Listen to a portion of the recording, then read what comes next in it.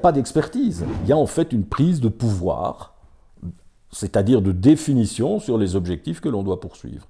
Et là, par contre, c'est totalement non démocratique.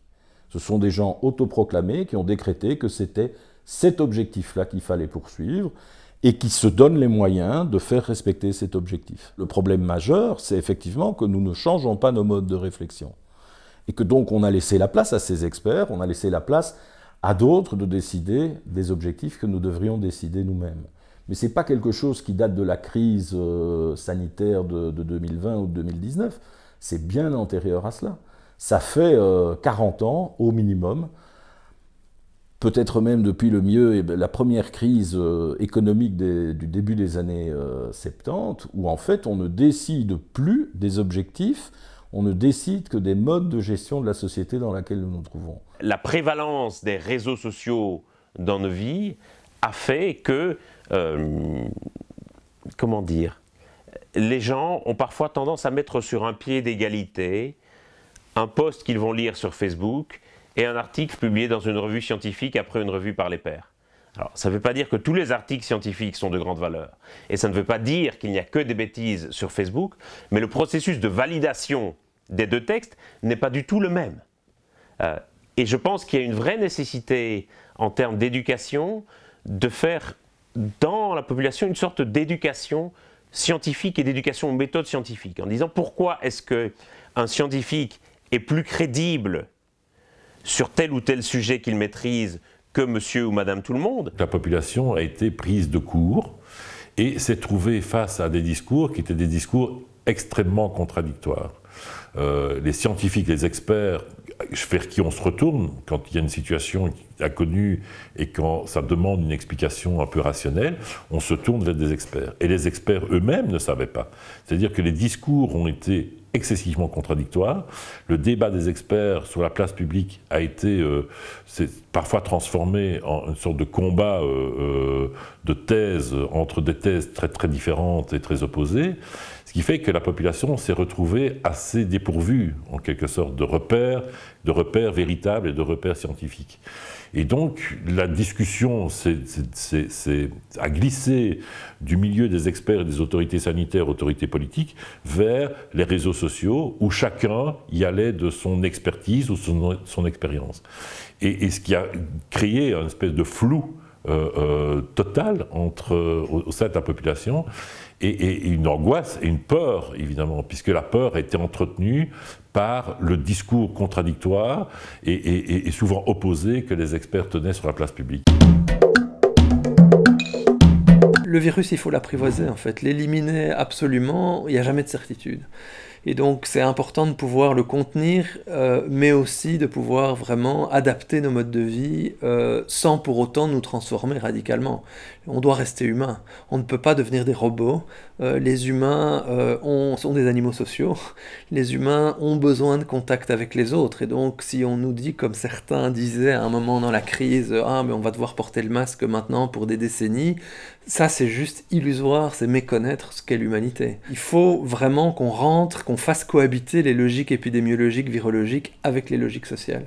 Et ça, c'est vraiment un message qui m'apparaît fondamental. Cette épidémie, c'est ridicule par rapport au tsunami qui nous arrive par la suite. Si on essaye d'appliquer la même gestion de ce qu'on vient de faire au changement climatique, à la chute de la biodiversité, au processus de pollution long terme, à la question énergétique, on peut les multiplier encore, mais en fait, alors c'est d'office, on va dans 15 murs les uns après les autres. Pour beaucoup d'opérateurs économiques, la crise était une sorte de chemin de Damas et que certains se sont dit effectivement que c'était l'opportunité de revoir un certain nombre de modèles. Et c'est vrai que quand on regarde le plan de relance de la Commission européenne, c'est évidemment un plan qui aurait pu être plus ambitieux encore, mais je trouve que c'est un plan qui va dans la bonne direction, parce qu'il ne se contente pas de sauver le passé, mais qu'il investit également pour le futur, y compris d'ailleurs en créant un endettement commun. Le problème, c'est que si l'on regarde hors des frontières de l'Union européenne, beaucoup des plans de relance sont surtout destinés à sauver le passé, en quelque sorte. On disait que certes, le confinement était pénible, mais au moins, il était positif pour l'environnement et pour le climat. Alors qu'en réalité, ce confinement et la crise sanitaire en général, je pense, a été une vraie catastrophe pour le climat. Alors bien sûr, il y aura en 2020, pour la première fois depuis longtemps, et pour la première fois depuis la crise économique et financière de 2008-2009, il y aura une baisse des émissions mondiales de gaz à effet de serre qui sera de l'ordre de 7 ou 8%. C'est-à-dire que pour la première fois depuis la signature de l'accord de Paris en 2015, nous allons nous trouver sur une trajectoire qui soit compatible avec les objectifs de cet accord. Et nous y sommes non pas parce que nous l'avons choisi, mais parce que nous l'avons subi du fait d'une crise sanitaire. Et donc en creux, ce que cela révèle, c'est quelque part l'incapacité de nos politiques énergétiques et climatiques à respecter les objectifs de l'accord de Paris. Et quelque part, c'est un terrible message, parce que le message qui est quelque part envoyé et aux politiques, mais aussi à la population, c'est finalement de se dire que pour respecter les objectifs de l'accord de Paris, il faudrait mettre toute l'activité économique entre parenthèses pendant plusieurs mois. Quelque part, la crise du coronavirus a inversé un certain nombre de mouvements migratoires mondiaux. Tout d'un coup, nous nous sommes trouvés interdits de voyager à l'étranger.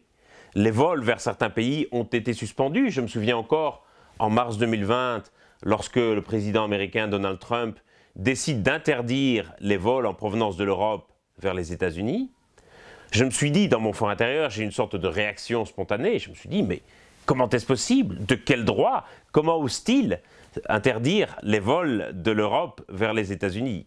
Parce que nous avons intégré que c'était quelque chose de naturel et de normal. Mais en réalité, ces restrictions au voyage, ce sont les mêmes que celles que nous imposons aux gens originaires des pays du sud de la Méditerranée depuis des dizaines d'années, sans que cela nous choque outre mesure. Et donc, pour la première fois, nous, Européens, nous nous sommes souvent retrouvés dans une position que nous ne connaissions pas jusqu'ici, c'est-à-dire celle d'indésirables. Est-ce que ça va changer durablement notre regard sur l'immigration? Je voudrais l'espérer, mais j'avoue que je n'y crois pas trop. Il est possible par contre que ça ait une certaine influence sur les politiques d'asile et de migration, notamment parce que on a réalisé, en tout cas pour certains pays, à quel point les travailleurs étrangers étaient essentiels à certains rouages de l'économie. Ça a conduit certains pays à régulariser certains sans-papiers, ça a conduit la Belgique notamment à réduire le délai de carence entre le moment où un demandeur d'asile pouvait travailler après avoir déposé sa demande d'asile. Est-ce qu'il s'agira d'évolutions durables des politiques d'asile et d'immigration? Je crains malheureusement que ce soit juste une évolution de très très court terme et qu'on ne revienne après à la même logique de vouloir repousser les gens au-delà de nos frontières et au-delà de nos frontières, au-delà de notre champ de vision.